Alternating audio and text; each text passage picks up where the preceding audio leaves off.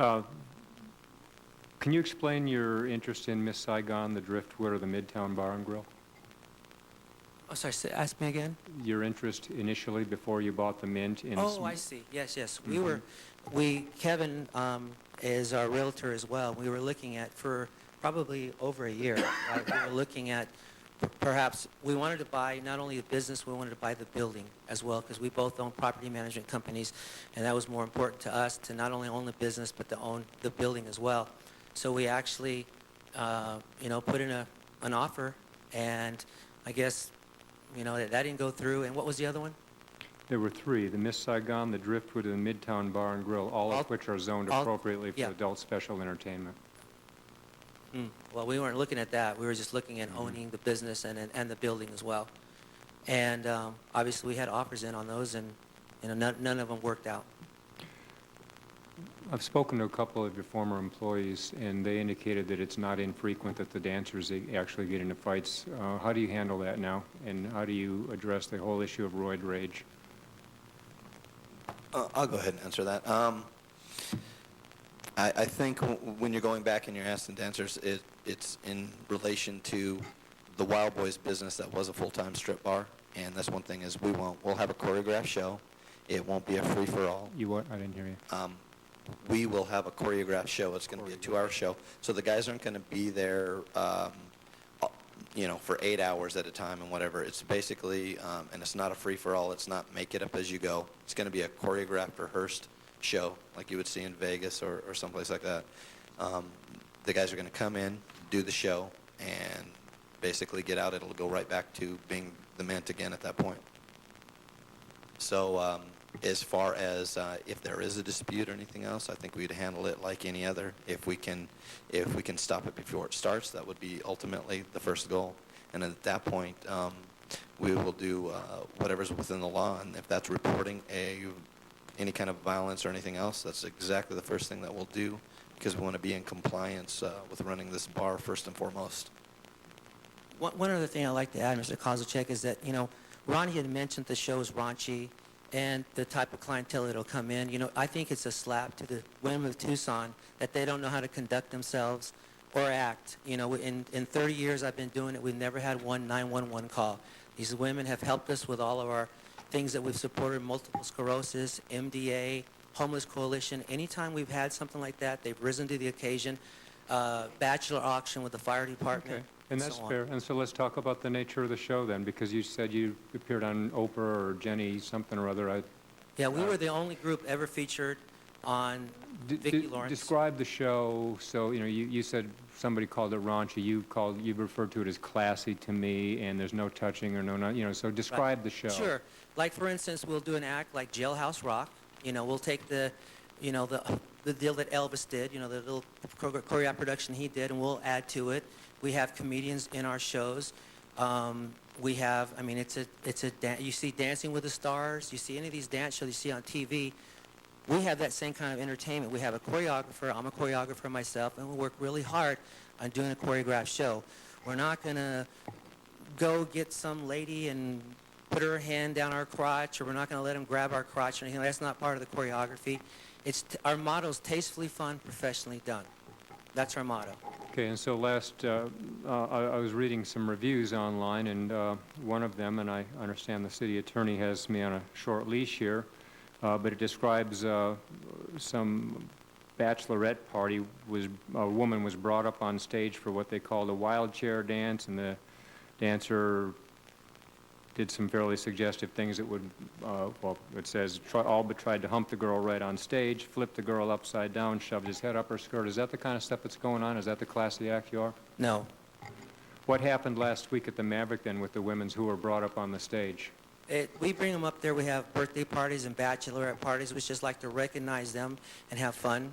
And, their friends will take them up on stage for their birthdays, bachelorette parties. And there were some people who witnessed the Maverick show last week, and you were heard as saying that you intended to expand the shows to Wednesday nights, a couple on Wednesday nights, so now we're up to 4 shows a week? No. Fridays and Saturdays. And we're thinking about having an afternoon show. Now that would just be like a 30-minute show for afternoon delight for the women's luncheon. One of the women who was up on stage last week described her experience as humiliating, and that she was shoved down on the stage, and the dancer laid down on her on the stage and mimicked sexual acts, and she was shoved down a couple of times. Another woman was flipped upside down, and I'm not even going to go into the rest of the description. That's not the kind of thing that you saw in Jenny Craig. My concern is that we have, and you referenced this, we have a code in place that talks about special adult uses. Some of the descriptions of that, city attorney's left, are compatibility of the proposed business with activity in the close proximity. There's a middle school a quarter mile away, there's a high school, and there's a church a quarter mile away. Why, if you're not a strip club, do you advertise on strip club list? A lot of times, those companies, they'll take your name and they'll do things with it beyond our control. I don't know that we're on there. I don't advertise on there. We have our own website, and I like to stick to that. I branded Wild Boys throughout the years, and but I have no control for some of these other people that take our name and put it on their different lists and things that they do with it. Well, Mr. City Attorney, I would take the position that, even before I get into the person transfer, that based on the description in our own code, that restricted adult activities use is classified as providing entertainment and or goods depicting, describing, or relating to specific sexual activities. This, based on the description of the activities that occurred less than a week ago at the Maverick and as related in writing by other people, specifically isn't a restricted adult use. I'm not suggesting that we change the zoning there. I'm not suggesting that we do anything other than recognize that now that we know what the true nature of the activity is that we identify this as an inappropriate use for that location, given the fact that it's within 1,000 feet of a residential property and close to schools.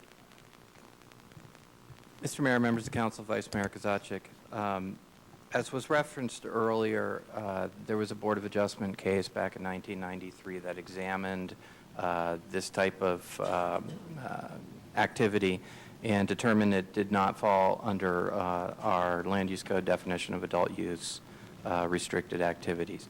I'm certainly not in a position as I sit here today to know whether whatever happened at the Maverick last week would fall outside of that interpretation. But with respect to that, that's a zoning issue. Right. And if there any business, whether it be at the Mint, at the Maverick, or any other business in town, goes outside of the permitted uses, then those can be addressed through zoning. The issue here that we need to focus on in this being a person-to-person transfer is in the capabilities, qualifications, and reliability of the applicants, and not with respect to the compatibility of the location.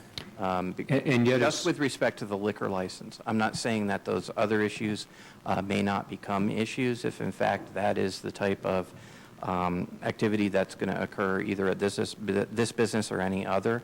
But with respect to the consideration of the proposed liquor license, we need to focus on the capabilities, qualifications, and reliability of the applicants, which would include, the truthfulness and the representation that they have made to you and others with respect to this application. And so at what point and through what form do we get into the land use issues when we recognize that the activities that I described are actually occurring and therefore constitute restricted adult use in that location? Vice Mayor Kozachik, that would be submitted as a complaint to zoning enforcement, and they would look at the evidence, whether it substantiates a zoning violation or not, and then a citation could follow. Okay. Let's talk about the personal transfer then. This is a memo from Police Department to the City Clerk's Office in April of this year, and it says investigators with TPD conducted a background check on Mr. Garcia and Mr. Smith. They referenced Club Envy, that Mr. Garcia was a part owner. TPD responded to the licensed premise 189 times, a homicide, a sexual assault, 5 aggravated assaults, 21 assaults, 3 weapons, 2 narcotics, 8 liquor laws, 7 disorderly, 8 suspicious activity calls, and 29 disturbance calls. This is an ownership issue. The name on the application is important. It also points out that investigators found Mr. Garcia had 4 additional criminal arrests that were not documented on the explanation of his arrest history, that he had been arrested for assaulting a police officer, and that information was not disclosed on his application, that he was a part owner of Club Envy.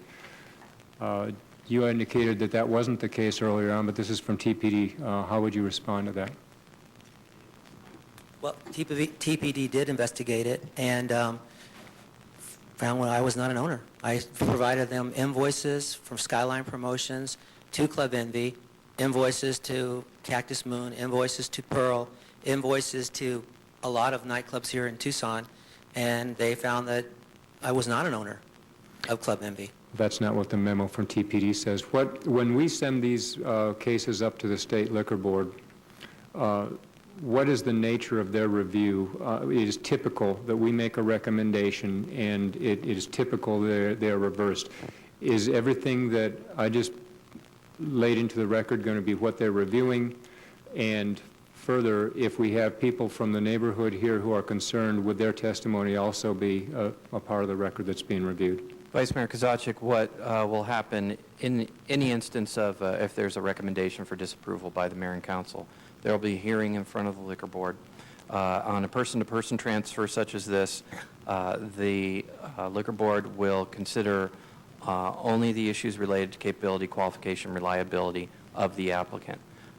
And in that respect, issues with respect to any Title IV violation history, criminal history, hidden ownership issues, and the capability to operate the liquor license establishment responsibly would all be things within the purview of the board. They will hear from the applicants' representatives.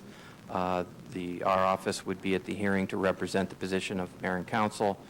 They'll take testimony. The board will hear testimony from any relevant witnesses with standing, and then make the determination. But this material is a part of the record? The material is part of the record. You do have representatives of the Tucson Police Department here tonight as well. I'd like to ask 2 of the representatives from the neighborhood, one of whom represents the Neighborhood Association and one of whom witnessed the Maverick, if they could step forward. Kozachik, can I just add one thing, is that Sure, I you did can. disclose that in my questionnaire about the hidden ownership issue with TPD in the questionnaire. I did mention it in there. So one comment from one of the ladies who went to the Maverick and one who represents probably the neighborhood. Ronnie would probably be the one from the neighborhood. She's the president.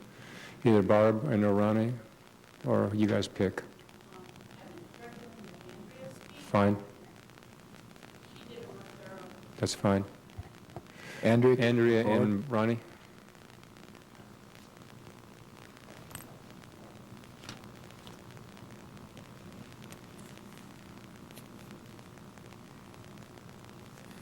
Ronnie speaking in the capacity of the Neighborhood Association president. Andrea went to the Maverick Show last week.